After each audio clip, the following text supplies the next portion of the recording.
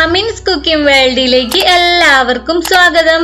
അപ്പൊ ഞാൻ ഇന്ന് വന്നിട്ടുള്ളത് തേങ്ങ വറുത്തരച്ചു വെച്ച അടിപൊളി ചിക്കൻ കറിയുടെ റെസിപ്പിയുമായിട്ടാണ് കേട്ടോ. വീഡിയോ എല്ലാവരും കണ്ടു നോക്കുക, എന്നിട്ട് ട്രൈ ചെയ്ത് നോക്കിയിട്ട് നിങ്ങളുടെ അഭിപ്രായങ്ങളൊക്കെ അറിയിക്കുക. ഈ വീഡിയോ നിങ്ങൾക്ക് ഇഷ്ടപ്പെട്ടിട്ടുണ്ടെങ്കിൽ ലൈക്ക് ചെയ്യുക, ഷെയർ ചെയ്യുക. അതുപോലെ ഈ ചാനൽ സബ്സ്ക്രൈബ് ചെയ്യാത്തവർ കണ്ടുകൊണ്ടിരിക്കുന്നുണ്ടെങ്കിൽ പ്ലീസ് ഒന്ന് സബ്സ്ക്രൈബ് ചെയ്യുക കേട്ടോ. അപ്പൊ ഞാൻ കൂടുതൽ പറയുന്നില്ല, നമുക്ക് വീഡിയോയിലേക്ക് പോവാം.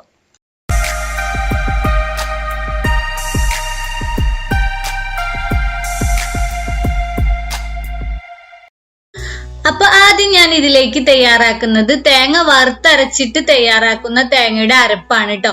ഇതിനായിട്ട് ഞാനിപ്പോ ഒരു പാന് ചൂടാക്കിയിട്ടുണ്ട്. ഇതിലേക്ക് ഒരു 3 ടേബിൾ സ്പൂൺ വെളിച്ചെണ്ണയും ഒഴിച്ചു കൊടുത്തിട്ടുണ്ട്. ഇനി എണ്ണ ചൂടായിട്ട് വരുമ്പോ നമുക്ക് ഇതിലേക്ക് ചിരകി വെച്ച തേങ്ങ ചേർക്കാം. ഞാനിപ്പോ 2 കപ്പ് ചിരകി വെച്ച തേങ്ങയാണ് കേട്ടോ ചേർക്കുന്നത്. വലിയ തേങ്ങയൊക്കെ ആണെങ്കിൽ ഒരു തേങ്ങയുടെ പകുതി മതി.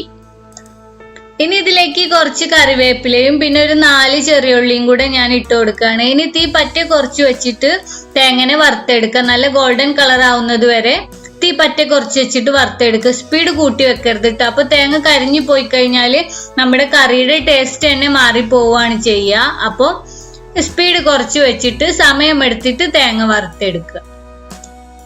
ഇതപ്പോ കണ്ടോ, തേങ്ങ നല്ല പോലെ വറുത്തെടുത്തിട്ടുണ്ട്, നല്ല കളറായിട്ട് വന്നിട്ടുണ്ട്. ഇനി ഞാൻ ഇതിലേക്ക് മസാലപ്പൊടികളും കൂടെ ചേർത്തിട്ട് ഒന്നും കൂടെ ഒന്ന് വറുത്തെടുക്കുകയാണ് കേട്ടോ.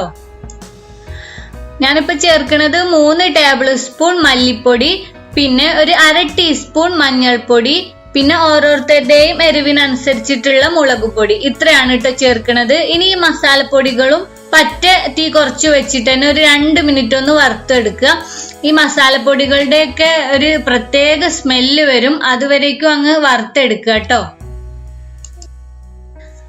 ഇപ്പൊ എല്ലാം കൂടെ നന്നായിട്ട് വറുത്തെടുത്തിട്ടുണ്ട്. ഇനി തീ ഓഫ് ചെയ്തിട്ട് ഇതിന് ചൂട് പോവാനായിട്ട് മാറ്റി വെക്കുക. ചൂട് പോയതിനു ശേഷം വേണം ഇതിനെ അരച്ചെടുക്കാൻ.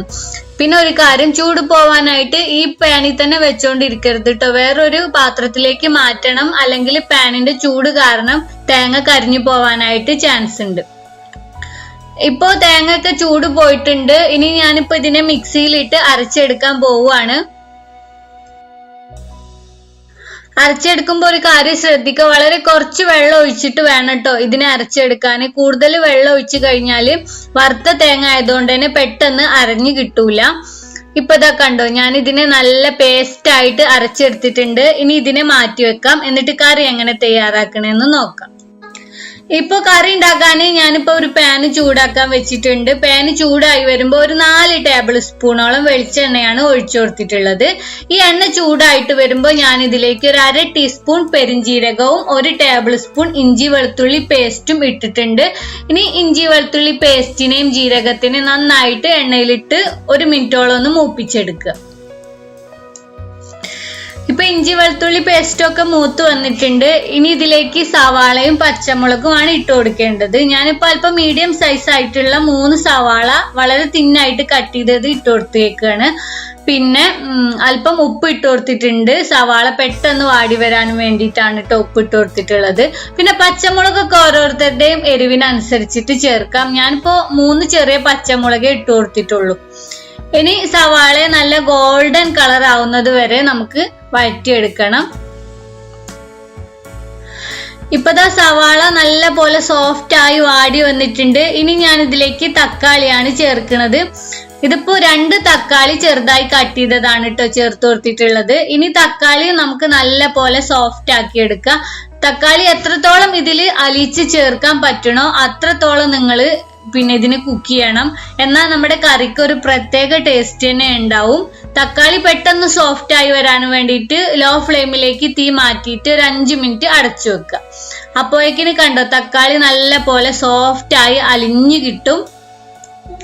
ഇനി ഇതിലേക്ക് ചേർക്കുന്നത് ചിക്കൻ പീസസ് ആണ്. ഞാനിപ്പോ അല്പം മീഡിയം സൈസ് ആയിട്ട് കട്ട് ചെയ്തിരിക്കുന്ന 1/4 കിലോയോളം ചിക്കൻ ആണ് കേട്ടോ ചേർത്ത് കൊടുത്തിട്ടുള്ളത്. പിന്നെ ഇതിലേക്ക് തന്നെ നമ്മൾ നേരത്തെ അരച്ചു വെച്ച അരപ്പുണ്ടല്ലോ തേങ്ങയുടെ, അതും കൂടെ ഒഴിച്ചു കൊടുക്കുക. എന്നിട്ട് മിക്സിയുടെ ജാർ ഒന്നും കൂടെ കുറച്ച് വെള്ളം കൊണ്ടൊന്ന് കഴുകിയിട്ട് ആ വെള്ളം കൂടെ ഒഴിച്ചു കൊടുക്കുക. പിന്നെ അഡീഷണൽ ആയിട്ട് വേറെ വെള്ളം ചേർക്കണില്ല കേട്ടോ. ഇനി ഇതിലേക്ക് ആവശ്യത്തിന് ഉപ്പ് ഇട്ട് കൊടുക്കുക. പിന്നെ ഒരു 1/2 ടീസ്പൂൺ ഗരം മസാല പൗഡർ ഇട്ട് കൊടുക്കുക.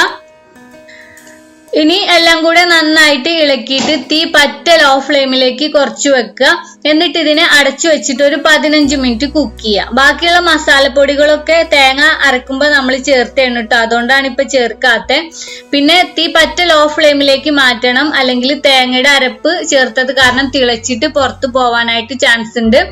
15 മിനിറ്റ് ആവുമ്പോഴത്തേക്കിന് കറി കണ്ടോ നല്ല പോലെ പാകമായി എണ്ണയൊക്കെ തെളിഞ്ഞു വരും. ഈ എണ്ണ തെളിഞ്ഞു വന്ന സ്റ്റേജ് ആയി കഴിഞ്ഞാല് നമ്മുടെ കറി പാകമായി എന്നാണ് അർത്ഥം. അപ്പൊ ചിക്കനൊക്കെ നല്ല പോലെ വെന്ത് വന്നിട്ടുണ്ടാവും. അപ്പൊ ഫ്ലെയിം ഓഫ് ചെയ്യാം. അങ്ങനെ ഇപ്പോ നമ്മുടെ കിടിലൻ തേങ്ങ വറുത്തരച്ചു വെച്ച ചിക്കൻ കറി റെഡി ആയിട്ടുണ്ട്. എല്ലാവരും ട്രൈ ചെയ്ത് നോക്കുക, വളരെ ടേസ്റ്റി ആണ് കേട്ടോ. ഈ വീഡിയോ നിങ്ങൾക്ക് ഇഷ്ടപ്പെട്ടിട്ടുണ്ടെങ്കിൽ ലൈക്ക് ചെയ്യുക, ഷെയർ ചെയ്യുക, പിന്നെ നിങ്ങളുടെ അഭിപ്രായങ്ങളൊക്കെ ഒന്ന് കമന്റ് ചെയ്യുക കേട്ടോ. അതുപോലെ ഈ ചാനൽ ഇതുവരേക്കും സബ്സ്ക്രൈബ് ചെയ്യാത്തവർ കണ്ടുകൊണ്ടിരിക്കുന്നുണ്ടെങ്കിൽ പ്ലീസ് ഒന്ന് സബ്സ്ക്രൈബ് ചെയ്യുക കേട്ടോ. മാത്രമല്ല തുടർന്ന് വരുന്ന ബെല്ലൈക്കൺ ഒന്ന് പ്രസ് ചെയ്യുക. അതിനുശേഷം വരുന്ന ഓൾ എന്ന ഓപ്ഷൻ മറക്കാതെ പ്രസ് ചെയ്ത് വെക്കുക. എന്നാൽ മാത്രമേ ഈ ചാനലിലെ പുതിയ അപ്ഡേഷനുകൾ ഉടനെ തന്നെ നിങ്ങൾക്ക് നോട്ടിഫിക്കേഷൻ ആയിട്ട് ലഭിക്കുള്ളൂ. അപ്പൊ നമുക്ക് വീണ്ടും ഒരു കിഡിലൻ റെസിപ്പിയുമായിട്ട് കാണാം.